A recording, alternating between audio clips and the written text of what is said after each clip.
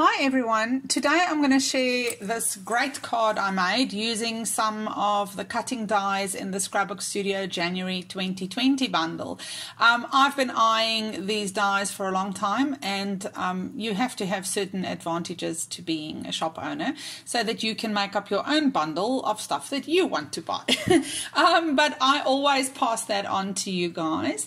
So I'm simply cutting the feather and this awesome fern from some white cardstock.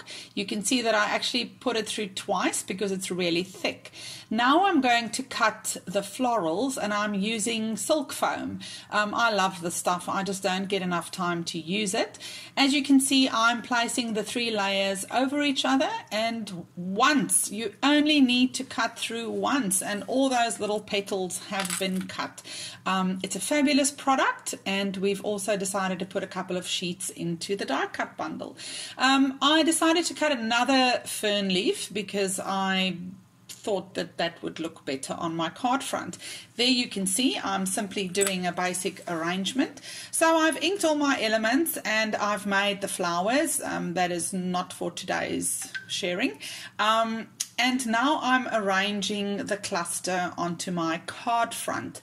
We will trim off all the excess later that needs to be trimmed. I'm actually going to use my my glue gun to adhere the flowers to the card front.